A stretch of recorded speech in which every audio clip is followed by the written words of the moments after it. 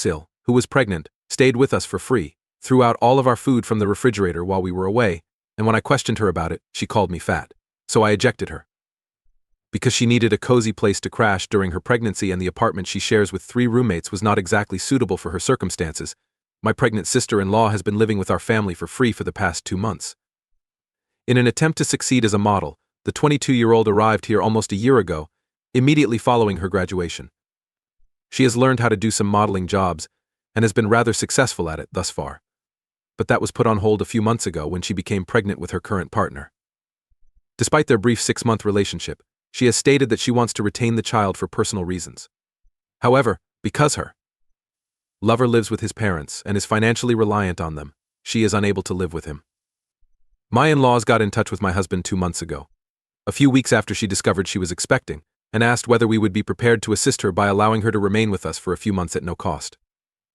I suppose living in the city has altered her, or something, because when she came in, she was a whole different person from what I was accustomed to, but at the time we were more than delighted to do so, because she used to be a really lovely kid. My husband and I have been married for over 7 years, so I've known her for that long. Prior to her moving here, we got along great. Even though my husband's parents are farmers and his birthplace is in an agricultural state, he chose to attend college here, where we currently reside, and would return home every weekend because it was just a few hours' drive. I met him in college, and after 2 years of dating, we were married. Now that we have a 3-year-old boy, I always got along with his family just as well as he did with mine. Both his parents are straightforward. My sister-in-law, who used to put her brother on a pedestal, was quiet and kind. She did not want to work on the farm, which was a major factor in her decision to migrate to our city after graduating from college in order to follow in his footsteps and succeed here. Additionally, my spouse and I had already established a successful life for ourselves. Her parents were rather dubious because she had never been away from home before, but we were able to persuade them to send her as well. However, we assisted her and persuaded my in-laws to send her without hesitation since we would be available to care for her in the event that she needed it. We also assured them that, because farming was not her forte, we were sure she could succeed here. Since we were the ones who finally convinced her parents to support her choice to relocate, we had anticipated that she would keep in touch with us when she relocated here. We did communicate for the first several months. After we toured her about the city and helped her choose an apartment, she just began to disappear from our life. She kind of stopped phoning or bothering to remain in touch with us once she had settled in, and we also accepted this as we thought perhaps she was too busy to stay in touch all the time. We had only spoken on the phone a few times and hadn't really been close for the last few months. Until her parents told us, we had no idea what had been going on in her life. For whatever reason, we had been pleased to assist her even before she appeared. She had become an absolute diva. Although she had not yet achieved popularity as a supermodel, she already possessed the necessary demeanor. She had become somewhat of an attitude issue, if you get what I mean. She began to whine about everything related to our way of life and act as though she was too good for us, especially her brother. Everything. Even the meals we consumed and the linens in the guest room where she was sleeping. We had no clue where this was coming from, and it was new and startling to us. Despite the fact that the conduct was very bothersome, we did our best not to become irritated. Although it was still very new to us, we assumed that it was probably only a phase and that perhaps she had inherited this habit from her roommates or something. We aren't precisely impoverished, but we also aren't billionaires, so it truly bothered me that she was constantly complaining about the way we lived. Because my spouse and I are both architects, we led a very typical existence. I didn't get why she was so at ease whining about everything rather than embracing what she had, especially when it wasn't like she was helping with any of the costs. However, since my husband and I had already agreed to let her live with us until she found a way to support herself, we chose not to speak to her or my in-laws. Because we truly don't want any drama, we had so far been able to keep our thoughts about this new version of her to ourselves. However, a few days ago I couldn't stand it any longer and had to ask her to go due to an incident that occurred during our overnight trip. I had to be there with my family for my cousin's wedding. The location was a few hours distant. Since we would be returning the next day, she just needed to spend one night alone while we were gone.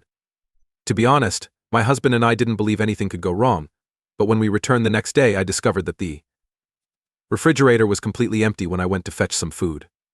We prefer to keep things stocked, so before we left, the refrigerator was full, but when I opened it after the vacation, it was empty. I'm serious, there was absolutely nothing, and I was on the verge of believing that the refrigerator had been broken into, but that was obviously untrue. My sister-in-law was the only one who had been home. She didn't even deny it when I questioned her. Since she didn't want to lose out on any modeling projects due to a bump or weight gain, She informed me that she had emptied the refrigerator the night before, when we weren't home, in order to begin a specific diet that would allow her to avoid displaying for as long as possible. Her decision to do it when I wouldn't be home was motivated by her knowledge that I would never approve of dumping everything in the garbage. Based on the casual manner in which she discussed everything, she clearly had no regrets about what she had done and believed that it was perfectly okay for her to empty someone else's refrigerator. Not to mention that the food items she had thrown out were likely also worth a significant sum of money. Because she wanted to follow some kind of special diet and didn't think it was important to discuss this with the people whose money she was living off of, not only food was squandered, but our hard-earned money was also wasted. She informed me that she intended to ultimately switch to a plant-based diet when I questioned her about it. She wanted to detox first, though. She believed it would be extremely difficult for her to maintain her regimen if she saw us eating real food while she was just on juice. She thus had to ensure that we all followed her diet. The degree of arrogance and ignorance astounded me since, in addition to being exceedingly dangerous for a pregnant woman who needs all the nutrients she can get, she had neglected to account for our son, who couldn't possibly survive on juice. Even when she was talking so nonchalantly about all of this, in a circumstance like that, she was behaving as though living with someone else's family was completely normal. I made an effort to be calm around her. I informed her that she would need to replace everything she had thrown away because what she had done was just unacceptable. Even though I was furious, I attempted to seem as kind as possible since I felt that the request was acceptable enough. However, by glancing at me, grinning smugly, and assuring me that she had done the right thing for the family, because I could also use some weight loss, she chose to make things worse for herself. She had already messed up by throwing away all of the food we had bought with our money, and now she was body shaming me, which is when I lost it. I simply walked into her room and began packing her belongings without even yelling at her. When they heard my sister-in-law yelling at me at the top of her lungs and attempting to stop me, my husband and son, who were in the adjacent room, came into the guest room. She was obviously not the person I thought I had asked to stay over, so I told her that she was no longer allowed to remain with us and continued to take her belongings and shove them into her bags. I had no interest in assisting her anymore since she had changed from the quiet and kind child we knew to this pampered and entitled brat. I was certain that she would be able to find a home for herself in the city since she was so convinced of what was best for her and the family, and she certainly no longer needed our assistance, just as we no longer needed hers. She broke down in tears while I was venting, but I remained unaffected because she was the reason the previous 2 months had been so unbearable. This new version of her enjoyed making other people miserable, most likely because she felt that way herself, so every moment my husband and I spent at home was really challenging. However, I was done with that and was ready to resume my normal life with my son and spouse.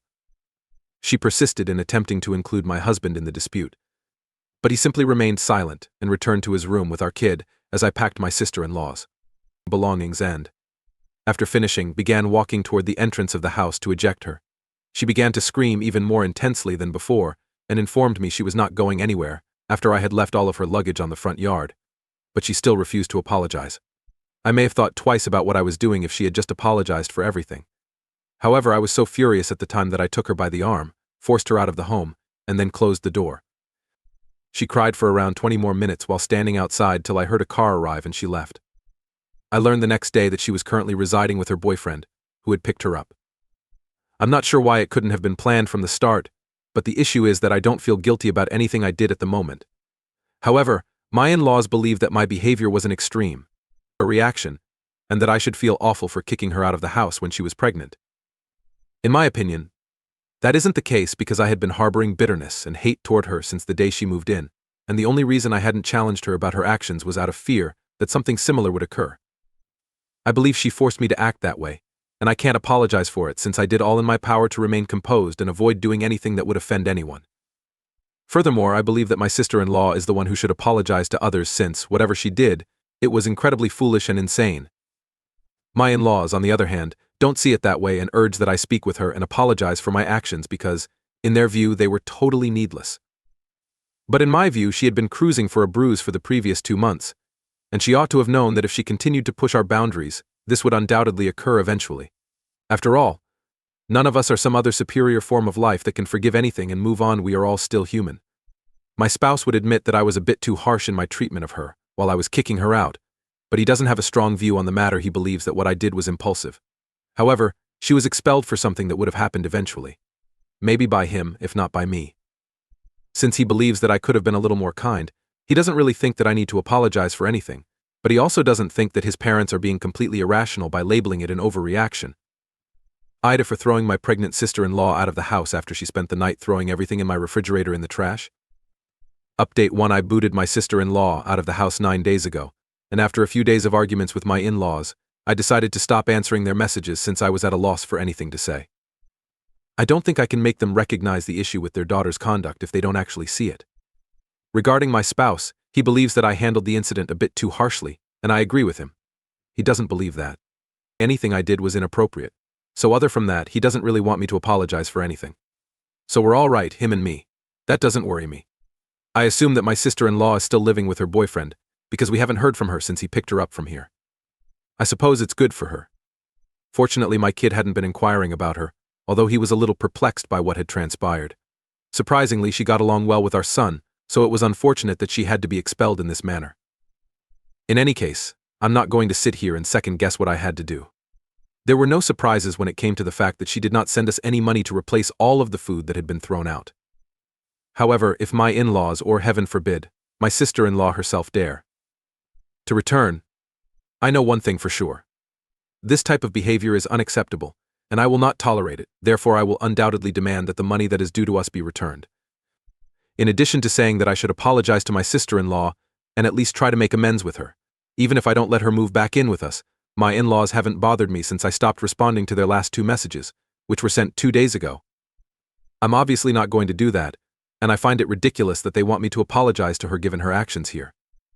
Since she departed, the atmosphere in the home has much improved, and I enjoy it this way. She has been entitled and unappreciative. I've always gotten along well with my in-laws, so it's unfortunate that this argument is even happening, but there isn't much I can do if they don't get my point, since I don't believe it's that big of a concern yet. I don't anticipate my husband to cut them off over anything like this, therefore he is free to stay in contact with them. Even yet, he has stated that he doesn't feel particularly like speaking with them at the moment since they just want to discuss my actions with his sister, and he doesn't want to engage in the same dialogue with them repeatedly. Update 2: My in-law arrived at my place last evening, 1 week after I last posted an update here. Since my husband and I stopped messaging me after I started ignoring them, as I explained in my previous update, we honestly did not anticipate it. They hadn't even bothered to text me since. Therefore, I honestly didn't anticipate that they would get here so quickly to handle this matter at hand. When I saw them outside my house yesterday evening and had to let them in, I understood that they were not going to let this go until they reached the type of conclusion they want. I had assumed that we had dropped it. Even though my son was clearly delighted to meet his grandparents, they didn't give him enough time. The first hour of their visit is always spent playing with our kid. But this time it was different. After focusing on him for just a few minutes, they informed us that they preferred to talk to us alone, and that they didn't want to bring up these topics with our kid. Since I didn't believe his parents were present to talk to him anyway they could probably talk to me, I asked my husband to take my kid into his room. I made the decision to sit down with them and have a conversation because I truly wanted to stop this whole situation for good. They often complained that I had been a bit too severe and that I had truly offended my sister-in-law, which is why they believe I should offer her an apology. In addition, they believe that, given the circumstances, my response was a little too strong and that, as the senior, I ought to have handled it more tactfully. I then made my arguments, which I had already made, and informed them that the specific event that resulted to my eviction had been the last straw for me, even though she had previously been entitled and a nightmare to live with. Her conduct had been really poor throughout her time here, but they could check with their own kid if they didn't believe me. Furthermore, I didn't think I had overreacted, therefore I wasn't inclined to apologize to her. I may have been a little too severe, but to be honest, she had it coming. It felt like we were talking in circles because we had already had these conversations over the phone. After I had argued my point, my in-laws went silent for a few minutes before saying that, even if I had been upset about her behavior, I should have considered the impact on the family before taking such a drastic measure as evicting her. They stated they could see that I didn't agree with her actions or anything she said to me that day, but what I had done was still rather severe, and she was still a part of my family no matter what she said or did, so I should have taken that into account. Since you can't just forgive everyone and anything just because they're family, I didn't think that was really valid. Things with my sister-in-law had reached a point where I felt compelled to speak up for myself, so I did. I informed my in-laws that if she had taken the time to at least apologize to me, I might have forgiven her right then and there. However, she did not believe it was essential, which is why she was expelled. In the end, I decided that I would not pretend to be sorry and apologize to her since it would be phony, because I am not now feeling sorry for anything. I stated it in a very definitive way because I was tired of talking about the same subject over and over again, and had to fight extremely hard to control my temper, while they were acting like I was the bad person in this whole affair. Fortunately, they did take the hint, as I had hoped they would. They understood that I was unwilling to talk about this anymore, and that I had decided not to apologize for anything that had occurred. They then fell silent once again for a few minutes before suddenly getting up and walking away without even saying goodbye. That took me a little by surprise, but I remained silent and let them to go. They were clearly unhappy with my choice in the conversation we had just had. However, I had already made up my mind and made it quite apparent to them. After they departed, I informed my husband that they had also gone during our conversation, and we both believe that we have said all we needed to say, and that neither of us wants to add anything more. Therefore, it's fine for them if they can accept that I'm not sorry. If not, it can no longer be our concern. Update 3: My in-laws came to see us 2 days ago, and we lost touch with them. We assumed that this was finally finished, but they showed us that we were mistaken once more. I'm not exactly sure what their issue is. However, they're going too far since they've now contacted my parents to talk to them in an attempt to get me to apologize. My mom contacted me a few hours earlier to let me know that my in-laws had arrived at their house to talk about the family situation. I don't even seem to care that my parents informed me that I was being much too narcissistic and egoistic, and that my refusal to apologize to my sister-in-law was going to cause the family to fall apart. They went to my parents in an attempt to talk some sense into me since I was acting rudely toward them the last time they were here, and they believe that I'm growing more conceited and challenging to deal with every day, so something has to be done about my conduct. My mother was contacting me after they had left, so I couldn't exactly walk over and confront them about what they were doing, but I was still incensed when she told me about all of this. Fortunately, though, my parents didn't really interact with them much and simply informed them that because I was an adult and understood what was best for me, they didn't believe it was their place to be meddling at this time. Despite their apparent displeasure with that statement, my in-laws departed without saying anything other than that they would be grateful if my parents talked to me about it and helped me understand that family came before ego. Since I no longer even believe it's about an apology, I find it quite hilarious that they would say that. I believe they are trying to force me to follow their rules and obtain what they want. And the only thing that annoys them is that I'm not acting like their puppet. They can stay unhappy, though, since my husband and I have made the decision to sever all of our connections with them. This is more than enough. And I believe I treated them with enough respect on their last visit, but because they have decided to fabricate a story to say I was rude, I believe I will now live up to that. I've been making an effort to handle things amicably thus far and avoid making unnecessary drama, but I'm simply worn out right now. I can't really make myself care about their feelings all the time. Particularly when they are treating my family disrespectfully and with such insensitivity to my sentiments.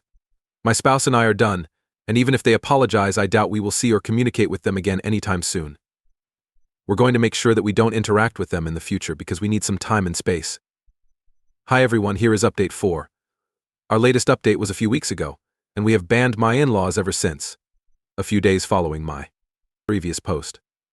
My in-laws contacted me once more, and texted me to let me know that my sister-in-law and her boyfriend had made the decision to move out, and would not need to return. However, it appears that she left some of her belongings in the guest room, which I had overlooked when packing for her, and she would send her boyfriend to pick them up. In my response, I said I was okay with it. They then sent me another mail expressing their deep disappointment in me. They said that they had been to see my parents. However, it seemed that my family was not interested in keeping the family together, and this entire visit had been a horrible experience for them, since they had finally seen a side of me that they had never even thought existed, because I had turned out to be somewhat egoistic and selfish. They didn't even bother to respond to them after that message. I just blocked them. These were the same things they had told my parents, so I had heard them before. They might have just told me that my sister-in-law's boyfriend would stop by to pick up some of her belongings, and that was it. However, I suppose they were forced to attempt to make me feel bad. In any case, they stopped attempting to contact me once I blocked them, and they are also unable to contact my husband since he has blocked them as well. They will undoubtedly find a way to make it about me. Even though I didn't instruct him to do it, he did it on his own initiative. When my sister-in-law's boyfriend finally arrived 3 days ago to pick up her belongings, she unexpectedly accompanied him. However, she just refused to intervene and stood directly outside the home. She also put on a show of constantly checking that everything was there, acting as though we were robbers, when her partner emerged from the guest room carrying all of her belongings in a box. At last, she departed, and we closed the door after her. I'm hoping that now they'll all finally get off my back and leave me alone. In any case, it doesn't really matter because I am aware that my spouse is at my side and that I don't really care what others think. I'm content not to communicate with them.